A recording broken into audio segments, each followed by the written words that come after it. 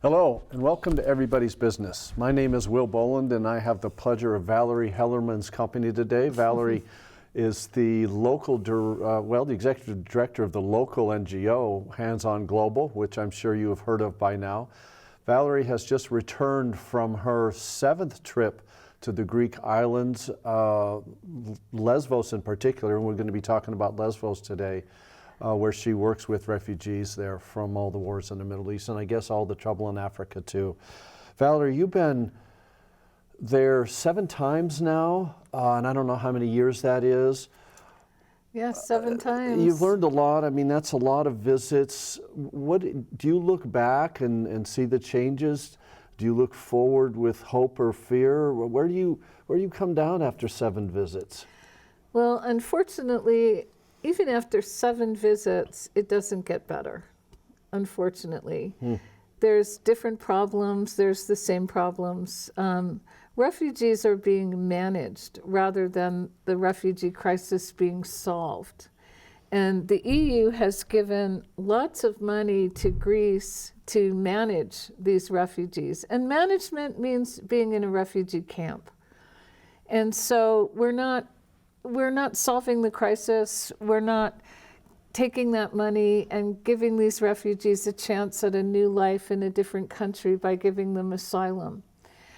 And so things just get worse and worse, and people are there longer and longer, and the refugee crisis is increasing. Right now, according to the UNHCR, there are 79.8 million displaced people. And again, the average length of time a person is displaced is 24 years. It's a lifetime. That's 80 million globally. Yep. So you have had the very interesting position being executive director when there's a lot of wars going on and a lot of refugees being created, and you come back less hopeful than you were. What do you bring to the table then? How do you combat that lack of hope? Is there new ideas you're bringing over there?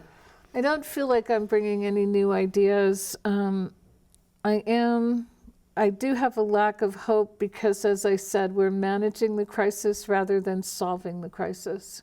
And that involves many countries in stopping these endless wars. I mean, these endless wars destroy cultures, destroy countries, destroy people. And we're just having these endless wars. And we in the US are complicit in many of these wars, and particularly in the Middle East.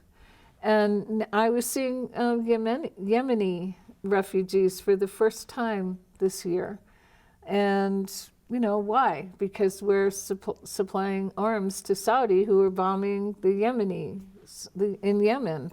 It's just an example. We also support African dictatorships in order to gain resources for us. And if we don't stop doing that, you know, this is just going to continue and continue. Is there a political arm of your organization that is working on that? Because I understand that you mostly do medical. Yeah, we have to back off on the politics. In fact, my last 2 trips, we have been censored in the camp. We are told we have to sign documents before entering the camps that we are not allowed to criticize the management of the camp. We can't post things on social media.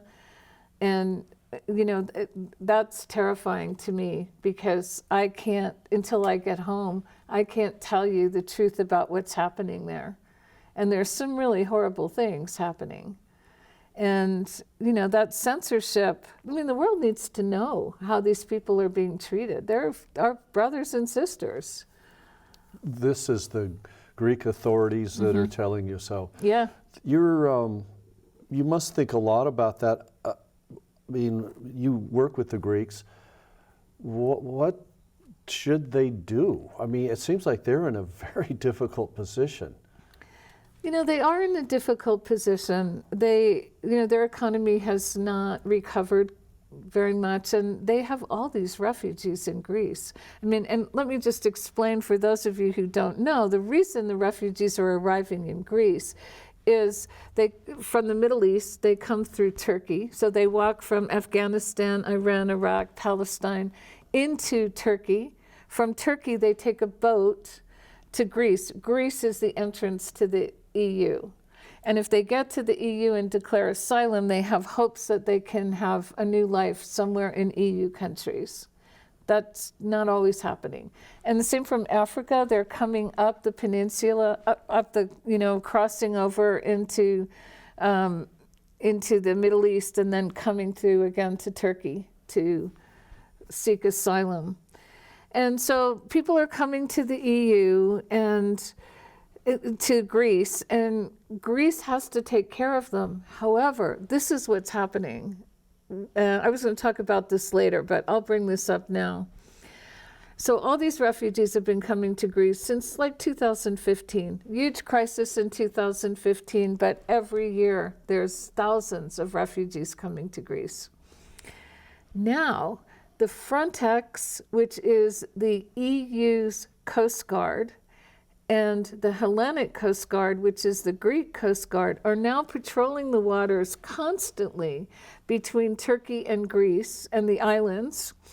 And when they see rafts coming, refugees in rafts coming across, they speed up and create a wake that pushes the boats back to Turkish waters. If those boats get passed into Greek waters and they land on Lesbos, some of them are taken to an isolation camp where they're quarantined for 10 days and then brought to the regular camp. But what's been happening is at least once or twice a week, boats that land, the people go and hide in the woods. Somebody calls the police and tells them that there's refugees in the woods. The police have come with buses, pick these refugees up, take them to an undisclosed location, have beaten them, taken their phones and their money, put them back on a ship, and take them back into Turkish waters and put them in these tented orange life rafts. And this has been well documented by the Aegean Boat Relief, which is an organization out of Norway that's been tracking this since 2017. I mean, it's terrible. It's totally against international law. And you see the documented photos of this happening. There are children, babies in these rafts. And some of those boats have never returned to Turkey. So what happened? Did they drown in the Aegean? We don't know. These people, I take it, land with nothing. They land with nothing. Not even their health, evidently. So as a provider, what do you see? How do you begin assisting these people in your capacity? Well, so Hands On Global is basically a medical team. So we work in the medical complex in the camp. And in that, there's a couple of different organizations that work, and that's something that has changed for the better in this new camp. And I'll just back up a minute. In September of 2020, there was a huge fire in the Moria camp. There were 22,000 people in that camp at the time. It was COVID time. It was just a terrible time. The fire destroyed the entire camp. Last fall? Yeah, September 2020. And so for 10 days, refugees were just living on the road and just totally living on the road. And they didn't have food or water for several days. The NGOs were all scrambling to help them. The police were keeping them barricaded in because they were afraid they'd just be dispersed through the island. And, because of COVID and because they were refugees, they didn't want to lose track of these people. So anyway, they built a new camp. This new camp is called Karatepe 2. It's on a military firing range, an old military firing range, which incidentally has a high level of lead. And the kids have often found unexploded ordnance, little bullets and whatnot. Anyway, the new camp is there. And it's a horrible camp. People are living in summer tents on pallets, on wood pallets. So they're sleeping with blankets on top of wood pallets in summer tents right next to the Aegean. So it's really cold and windy, and it floods. But the one good thing about that is the medical NGOs all came together. And instead of having different NGOs working in different parts of the camp, now all the medical NGOs are working under one huge tent together. And they've divided up the care. So different NGOs are taking care of different, like chronic care, primary care, GYN, psych. So that is working much better. There's still a lot of holes in the system. There's not enough providers. There's people always being turned down. You know, they have to wait in line all day, and maybe they'll be seen and maybe they won't, depending on, you know, the seriousness of the cases and how many doctors are available. And there's always a shortage of medication. I mean, a critical shortage of medication. Now, you bring medication over there and lots of medical supplies, and that's something that people locally need to know if they don't, that they can donate to your organization just for that purpose? Yes, yes. Particularly, we bring chronic medications, you know, for people with hypertension, cardiac disease, diabetes, you know, seizures, whatnot. And I just want to give a plug here to United Airlines, because my last 2 trips, United Airlines via FlightLink comped our tickets for the whole team, both times. And also my last trip, when I went by myself to relieve some of our Hands-On Global team, they comped 5 bags of medical supplies. So I just want to say thank you to United Airlines. It's remarkable. Yeah, it was great. It was great. You know, and it was kind of funny because I had like 3 bags, and then Norman ran out to get my husband ran out to get the 4th bag, and then, oh, I have 1 more bag, 5th bag. So that was great. You'd mentioned earlier about asylum. Now, I'm not sure how many people are in the camp. How many are getting out of the camp, and where are they going? I mean, how is that process working, if at all? Yeah, asylum is so difficult. The politics of refugees and the politics of asylum is just horrible. So right now in the Karatepe 2 camp, there are over 10,000 people. Right after the fire, they moved out all the unaccompanied minors, and Europe took many of them. They have moved people out of the camp on the islands. And the asylum process works like this, and I'm not 100% sure how it works, because I've talked to many people about asylum, both legal, non-legal, medical, camp directors, and I get different stories. So I'm not really clear how it works, but this is how I think it works. A person arrives, they will have an asylum hearing in their own language. And that first interview is really important. What you say in that first interview is like written in stone. You can add to that story, but you cannot change any of the details of that story. And you must provide documents to prove that story. If you fail your first interview, you'll get a second interview where you can add some, you know, other things to that story, other documents to prove it. If you fail that second interview, you have 30 days to file an appeal, which means you need to hire a lawyer for, you know, 500 to 1,000 euros, which, you know, refugees don't have that money, nor do they understand they have to do it in 30 days. If they don't do that, then they're on the deportation list. And they have 2 options. They can either be deported in handcuffs back to their country of origin, or they can go to the IOM office, which is the International Office of Migration, and they have a repatriation program where they can assist a person returning to their country, helping them to find housing, giving them an air ticket, rather than going back in handcuffs. Unfortunately, That sounds great, but unfortunately, some of these people, it's a death sentence to return to their country of origin. That's the whole reason they left. Or, their country's been totally bombed, like Syria. I mean, they haven't repaired the infrastructure. There's nothing to go back to.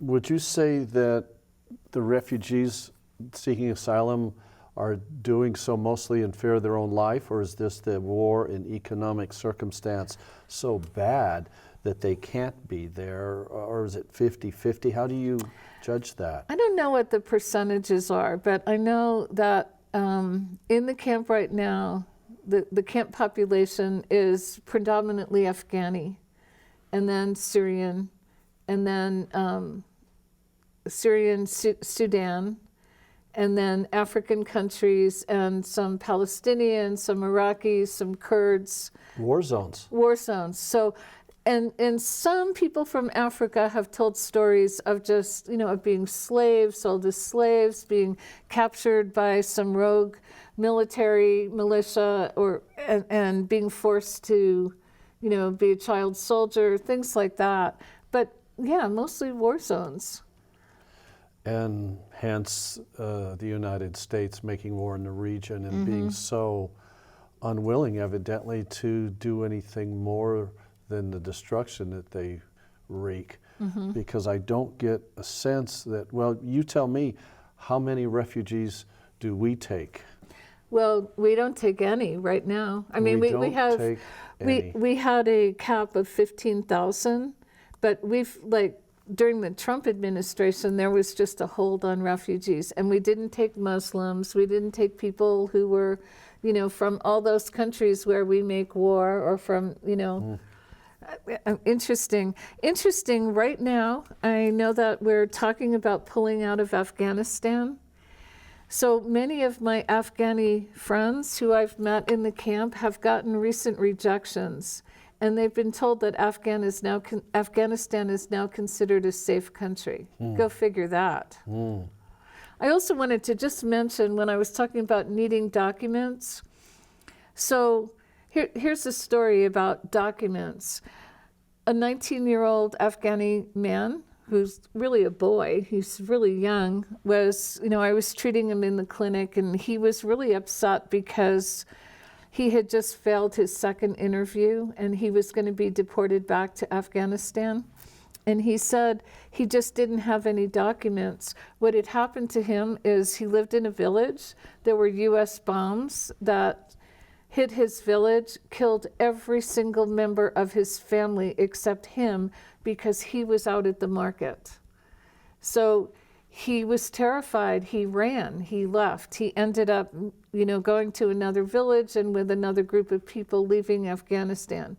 Do you think he had the chance to go get papers? Do you think he took a picture to prove that his home was bombed, that his family was killed? No, he just left. So, I mean, that's the expectation, that you have to prove your case. Isn't the story enough? Just the fact that there's a war in Afghanistan for 20 years should be enough. Yeah. Well, Valerie, we're running out of time. I was hoping that you could come back for another conversation. Sure. We'll continue then. We've been talking to Valerie Hellerman, the local NGO's executive director. It's called Hands on Global. And she's been quite visible for years now and always appreciates community help. And you're always very visible in your desire to do that. And I think that's really important. And so we're reaching out to the community to assist Valerie in any way that you can. This is Will Boland for Everybody's Business, and we're going to have another conversation with Valerie here real soon, and hope you tune in. Thank you.